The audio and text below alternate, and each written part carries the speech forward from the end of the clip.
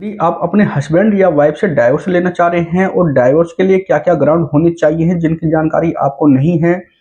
और कोर्ट की क्या प्रोसीडिंग होती है, तो ये वीडियो आपके लिए बहुत इंपॉर्टेंट होने वाली है। तो नमस्कार दोस्तों, मेरा नाम है प्रेम त्यागी एडवोकेट और आज हम बात करने वाले हैं डाइवोर्स के बारे में। दोस्तों, सबसे पहले मैं आपको जानकारी देना चाहता हूं कि हिंदू विवाह अधिनियम 1955 के आरंभ होने से पहले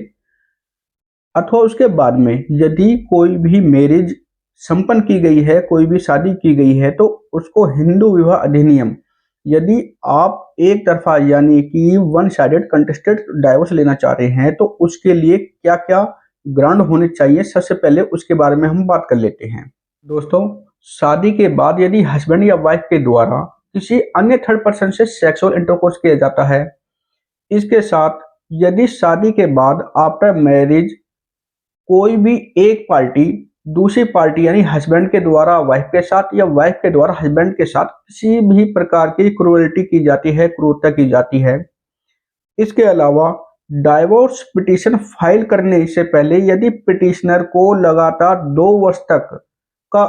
तक पिटिशनर को छोड़ा हुआ है, उसका त्याग किया हुआ है, या कोई हस्बैंड या वाइफ में से एक व्यक्ति अनसाउंड माइंड है, पागल है, जड़ बुद्धि का है। इसके अलावा यदि हस्बैंड या वाइफ में से किसी भी एक व्यक्ति को असाध्य रोग है, कुष्ठ रोग है या यौन रोग है, इसके अलावा किसी एक पार्टी ने, हस्बैंड या वाइफ ने किसी दूसरे धर्म को अपना लिया है और हिंदू से अलग हो गया हो, हिंदू धर्म छोड़ दिया हो, या हस्बैंड या वाइफ में से किसी एक पार्टी का 7 साल तक पता नहीं लगना और जिसके बारे में किसी भी व्यक्ति ने जीवित है या नहीं है इसके बारे में नहीं सुना हो, और यदि किसी व्यक्ति की शादी 15 वर्ष की आयु प्राप्त करने से पहले की गई है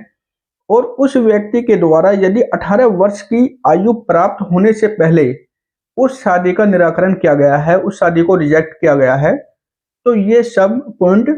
डाइवोर्स के लिए ग्राउंड माने जाते हैं। दोस्तों, अब बात करते हैं कोर्ट की प्रोसीडिंग के बारे में। यदि आप किसी भी ग्राउंड के बेसिस पर डाइवोर्स पिटीशन फाइल करना चाह रहे हैं, तो उस पिटीशन में जो भी आप फैक्ट लिखेंगे, पॉइंट लिखेंगे, तो उससे संबंधित आपके पास में प्रूफ होने चाहिए। ऑडियो हो, वीडियो हो, फुटेज हो, मेडिकल हो, जिसके बेसिस पर आपको डाइवोर्स मिलने में आसानी होगी। और डाइवोर्स पिटीशन फाइल होने के बाद में सेकंड पार्टी को एक कॉपी नोटिस के साथ में भेजी जाती है और सेकंड पार्टी के कोर्ट में अपेयर होने के बाद में, उपस्थित होने के बाद में, वो उस पिटीशन का WS यानी रिटन स्टेटमेंट देता है। यदि कोर्ट को यह लगता है कि आप दोनों के बीच में समझौता हो सकता है, तो आपकी पिटीशन को वो मध्यस्थता केंद्र में भेज सकते हैं। यदि आप दोनों का समझौता फेल हो जाता है, नहीं बात बन पा रही एक दूसरे के साथ में रहने की, तो उसके बाद में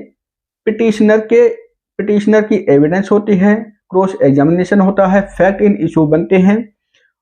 और जिसके बाद आर्गुमेंट होती है। और यदि कोर्ट को लगता है कि आपके द्वारा लगाए गए एलिगेशन या ग्राउंड मजबूत है, डाइवोर्स देना चाहिए, तो उसके बाद में कोर्ट उस पिटीशन को एक्सेप्ट करती है और आपके फेवर में जजमेंट पारित करती है और डिक्री भी पारित करती है। पार्टी यदि नोटिस मिलने के बाद में भी कोर्ट में अपीयर नहीं होती, अपना WS यानी रिटेन स्टेटमेंट दाखिल नहीं करती, तो कोर्ट के द्वारा यह माना जाता है कि सेकंड पार्टी को, विपक्षी को, इस पिटीशन की पूरी जानकारी है और उसको इस पिटीशन की सूचना मिल चुकी है। तो कोर्ट के द्वारा सेटिस्फाइड होने के बाद में, कोर्ट जब इस बात से सेटिस्फाइड हो जाती है कि सेकंड पार्टी अपीयर होना नहीं चाह रही, जिसके बाद कोर्ट के द्वारा एक्स पार्टी यानी एक तरफा एक्स पार्टी की कार्रवाई शुरू की जाती है, जिसके बाद में पिटिशनर की एविडेंस होती है और आर्गुमेंट की जाती है और कोर्ट के द्वारा सेटिस्फाइड होने पर कोर्ट पिटिशनर के फेवर में डाइवोर्स की डिक्री और जजमेंट अलाउ करती है, पारित करती है। तो दोस्तों, आज की लीगल जानकारी आपको कैसी लगी, इसके बारे में आप हमारे कमेंट बॉक्स में जरूर बताइए। धन्यवाद।